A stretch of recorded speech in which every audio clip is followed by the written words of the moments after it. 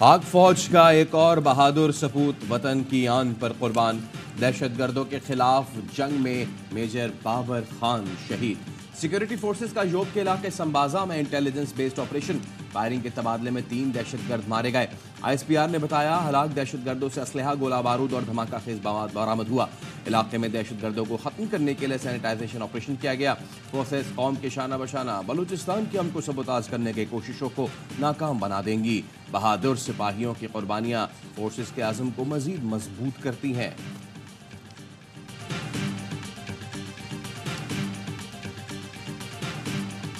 We confirmed with Pakistan today our bilateral intention to increase our capacity to meet emerging threats, specifically to increase communication on terrorism. We also agreed about preventing and deterring terrorist groups and the work can be done in that place, such as counter IED investigations, technical assistance at Pakistan's western border and other issues. Pakistan और America उभरते हुए खतरात के खिलाफ सलाहियतों में इजाफे पर मुत्तफिक हैं। नायब तर्जुमान अमरीकी महकमा खारजा वेदांत पटेल कहते हैं पाक अमरीका डायलॉग में दहशतगर्दी के खिलाफ राब्ते बढ़ाने पर इत्तेफाक हुआ। पाकिस्तान के साथ दहशतगर्द गिरोहों के खात्मे पर भी इत्तेफाक किया गया। पाकिस्तान के साथ मगरबी सरहद पर तकनीकी ताउन और दीगर उमूर पर गुफ्तगू हुई। पाक अफगान सरहदी इलाके में ड्रोन हमले के हवाले से सवाल पर वेदांत पटेल का कहना था पेंटागन ड्रोन हमले के मामले पर बात कर सकता है। ईरान पर आयद अमरीकी पाबंदियां लागू हैं। ईरान के साथ तिजारत करने वाले मुमकिन खतरात से आगाह रहें।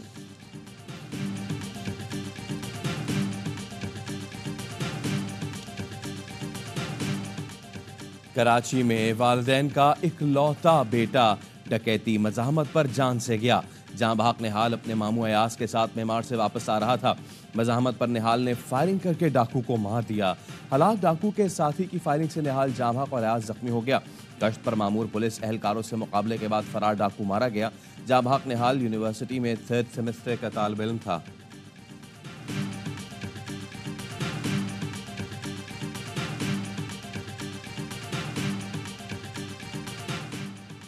लीग्स में कुछ नया है न गैर कानूनी। बिलावल और आसिफा भुट्टो के तमाम मुल्की और गैर मुल्की असासे इलेक्शन कमीशन में डिक्लेयर्ड और वेबसाइट पर मौजूद हैं। प्रॉपर्टी लीग्स पर तर्जुमान बिलावल भुट्टो ज़रदारी का रद्द-ए-अमल। जुल्फ़िकार अली बदर ने कहा कि बदनीयती पर मबनी किसी भी कार्रवाई को मुतालिका फोरम्स पर चैलेंज किया जाएगा। वज़ीर इत्तलात सिंध शर्जील मेमन ने बताया कि उनके असासे पहले से डिक्लेयर्ड हैं।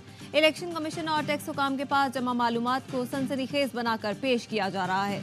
वज़ीर दाखिला मोहसिन नकवी ने कहा 2017 में अहलिया के नाम दुबई में खरीदी जायदाद बाकायदा डिक्लेयर्ड है। जायदाद जमा कराए गए टैक्स गोशवारों में भी जाहिर की गई। इलेक्शन कमीशन में बतौर निगरां वज़ीर आला पंजाब गोशवारों में जायदाद को डिक्लेयर किया। जायदाद 1 साल पहले फरोख्त कर दी थी। रकम से दूसरी प्रॉपर्टी खरीदी।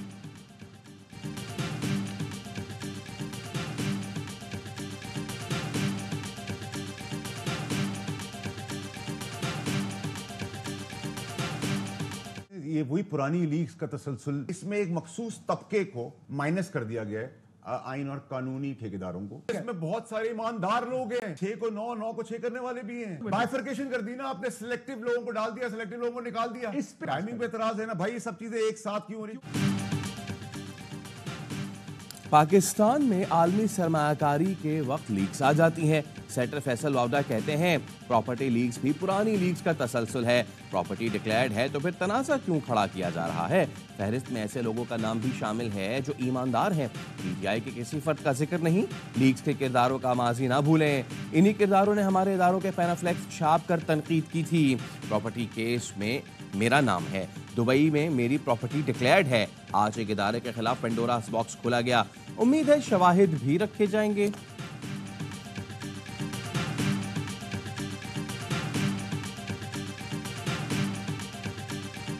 आयरलैंड के खिलाफ सीरीज का शानदार इख्तिताम। सीरीज 2-1 से शाहीनों के नाम। पाकिस्तान ने आयरलैंड को 30 T20 में 6 विकेट से शिकस्त दे दी। पाकिस्तान ने 179 रन का हदफ 17 ओवर में हासिल कर लिया। कप्तान बाबर आजम 75 रन बनाकर नुमाया रहे। नायब कप्तान मोहम्मद रिजवान की भी 19 सेंचुरी। आयरिश टीम ने पहले खेल कर 179 रन का हदफ दिया। कप्तान टकर की 73 रन की इनिंग्स जराएगा गई।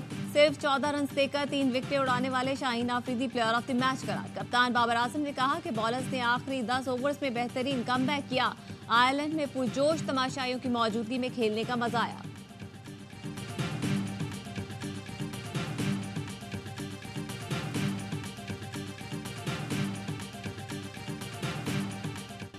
जस्टिस बाबर सत्तार ने अदालती उमूर में मदाखलत की एक और शिकायत कर दी।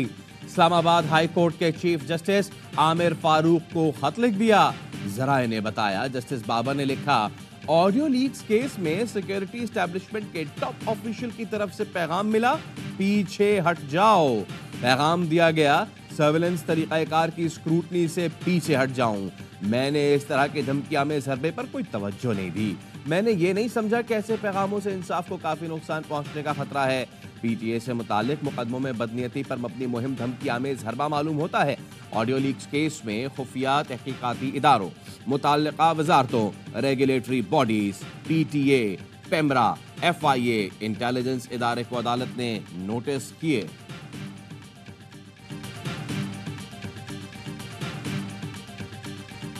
ना हुकूमत ना कोई और रियासती इदारा किसी भी तरह से अदलिया के जो उनका काम है, जो उनके आइनी फ़राइज़ हैं, उसमें मदाखलत ना कर सकता है ना करता है। ये तासुर जो है इसकी मैं पुरजोर तरीके से इसकी नफ़ी करता हूँ।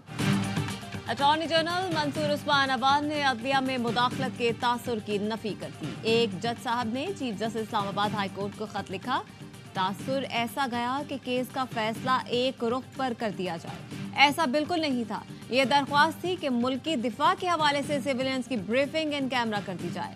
वो राब्ता अटॉर्नी जनरल ऑफिस के जरिए हुआ कि हसास मालूमात इन कैमरा की जाए। ये जरूरी था कि ऐसी मालूमात पब्लिक ना की जाए। किसी सिक्योरिटी एस्टैब्लिशमेंट ने बराह रास्त राब्ता किया ना वो करते हैं। हुकूमत या रियासती इदारा किसी भी तरह से अदलिया के उमूर में मुदाखलत नहीं कर सकता।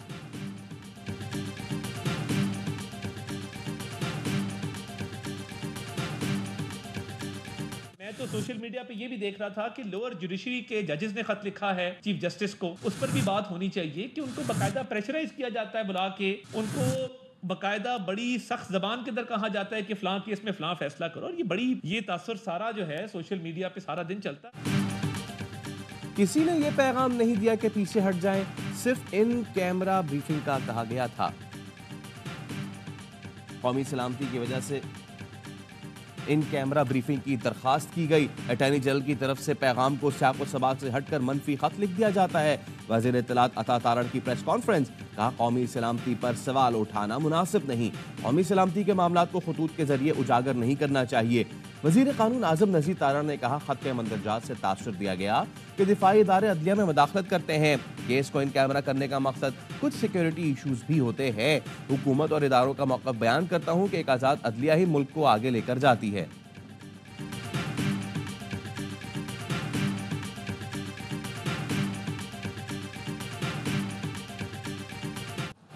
जस्टिस बाबर सत्तार की खुफिया मालूमात लीक करने के खिलाफ तौहीन अदालत केस की समाअत। जस्टिस मोहसिन अख्तरकियानी ने कहा, यह अलग किस्म का मामला है जिस पर तौहीन अदालत की कार्रवाई शुरू कर रहे हैं। सिटिंग जज के खिलाफ बदनीयती पर मबनी मुहिम चलाने पर तौहीन अदालत कार्रवाई कर रहे हैं। या मालूमात को लीक किया गया या तो स्टेट के इदारों के अकाउंट्स को हैक किया गया। ISI, IB, PTA के किरदार को देखना है।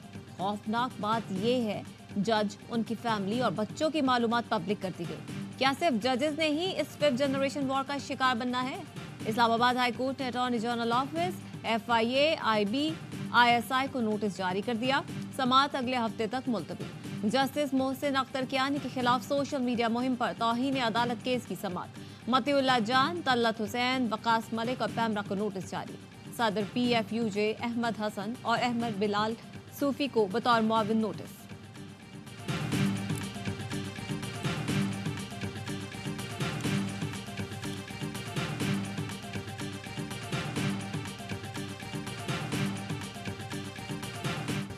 ख्वाजा आसिफ को अयूब खान के भाई की सिफारिश पर नौकरी मिली।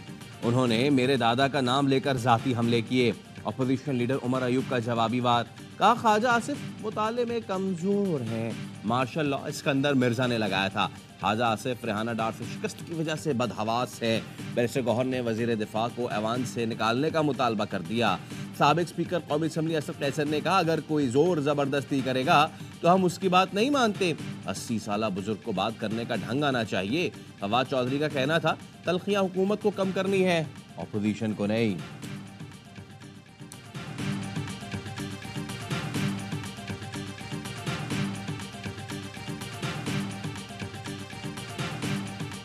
हमें कोई ब्रोकर, कोई डीलर, कोई शख्स हमें नहीं चाहिए जो हमें आपस में बैठाए। किसी चोर दरवाजे से आने की जरूरत नहीं है। पिंडी जरूर जाएं, सिरी पाए खाने जाएं।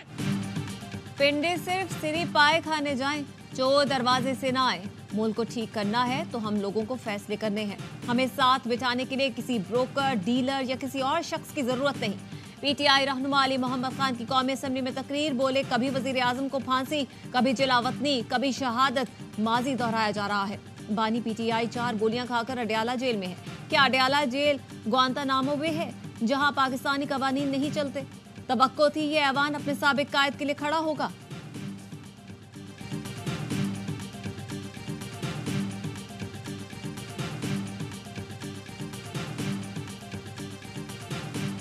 This is not a matter of personal rights. It's a matter of a legal amendment. The respondent wants to argue the matter himself if he thinks he can attend to these complex constitutional questions.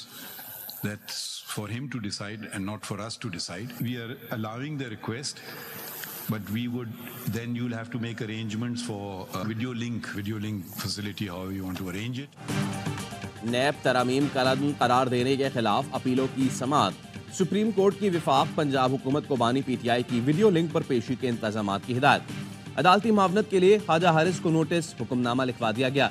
Justice अतर मिनुल्लाह ने पूछा, नैब बताए 10 साल में कितने सियासतदानों पर cases बनाए, कितने गिरफ्तार हुए, कितने मासूम साबित हुए, कितनों को सजा मिली। जितनी बुनियादी हुकूक की खिलाफ वर्जी नैब की वजह से हुई वो बदकिस्मती है। नैब हाई कोर्ट में आकर हिफाजती जमानत के खिलाफ दलाइल देती है, फिर कहते हैं कि वो तो मासूम थे, किसी ना किसी को तो इस बात का हिसाब देना पड़ेगा। वाज़े हो चुका है नैब को पहले दिन से पॉलिटिकल इंजीनियरिंग के लिए इस्तेमाल किया गया। नैब ने इख्तियारात का नाजायज इस्तेमाल किया। चीफ जस्टिस काजी फायद ने पूछा, नैब ये भी बताए इन सियासतदानों का ताल्लुक किस जमात से था और फिर उन्होंने कौन सी पार्टी ज्वाइन की। समाअत कल तक के लिए मुलतवी।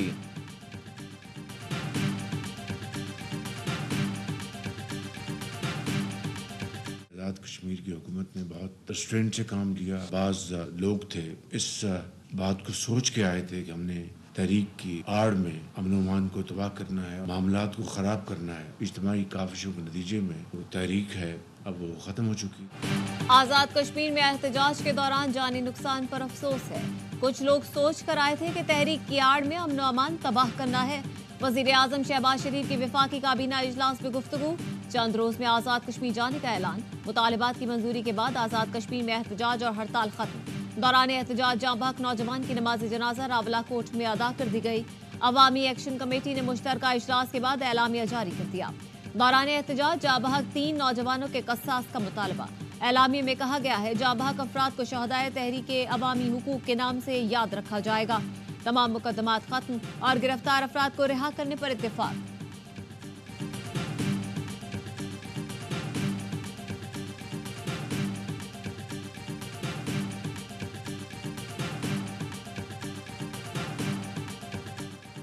सदर आसिफ अली जरदारी का रावलपिंडी में ग्रीन पाकिस्तान इनिशिएटिव के हेडक्वार्टर्स का दौरा। सदर को इनिशिएटिव और land information and management system के ऑपरेशन पर ब्रीफिंग। सदर को ज़राअत, नहरों की सफाई और जदीद खतूत पर पानी के बेहतर इंतजाम से मुताल्लिक़ आगाह किया गया। IT पर मबनी ऑपरेशन और ज़रई शोबे में पानी के मौसर इंतजाम पर भी ब्रीफिंग दी गई। सदर ने सरमाकारी सहूलत काउंसिल के तहत ग्रीन पाकिस्तान इनिशिएटिव इक़दाम को सराहा। पाकिस्तान इनिशिएटिव टीम की हौसला अफजाई की और जज्बे के साथ काम करने पर जोर दिया। बिलावल भुट्टो, मुराद अली शाह और सरफराज भुट्टी भी मौजूद थे।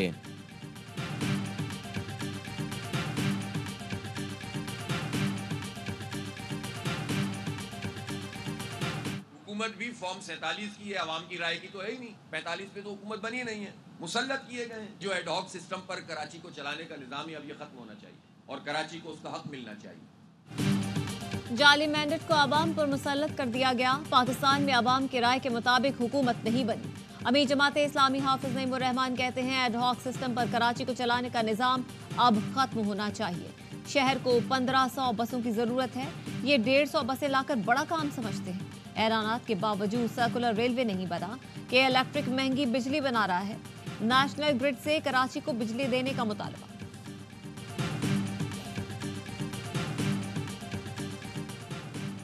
शादी की खुशियां गम में बदल गईं। बच्ची समेत 2 खातीन डूबकर जा बहक। कसूर में दरिया सतलज में कराची से शादी की शिरकत को आए खानदान को अलमनाक हादसा। दरिया को सैर को आई फैमिली का बच्चा पांव फिसलने पर दरिया में जा गिरा। बच्चे को बचाते हुए 2 खातीन और एक बच्ची भी दरिया में डूब गई। रेस्क्यू अमले ने लाशें निकालकर अस्पताल मुंतकिल कर दी। लापता बच्चे की तलाश के लिए रेस्क्यू ऑपरेशन दोबारा शुरू।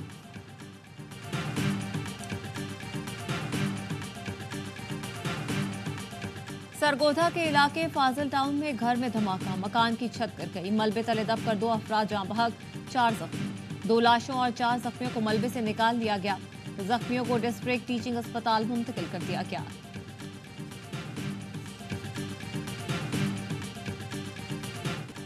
वजीर दाखिला की हिदायत पर पाकिस्तान कोस्ट गार्ड का मनशियात और स्मगलिंग के खिलाफ क्रैकडाउन। साहिली पट्टी पर ऑपरेशन में 12,970 किलो छालिया बरामद। गुटके के 3,000 पैकेट्स और सिगरेट भी पकड़े गए। इलेक्ट्रॉनिक आलात, स्पीड बोट्स, मुख्तलिफ गाड़ियां भी जब्त। कुकिंग ऑयल, इंजन ऑयल, ईरानी पेट्रोल और डीजल भी कब्जे में ले लिया गया। मोहसिन नकवी ने कहा, मनशियात स्मगलिंग के खिलाफ बिलइम्तियाज कार्रवाई जारी रखी जाए। स्मगलिंग से मुल्क की सनत और मईशत को नुकसान पहुंच रहा है।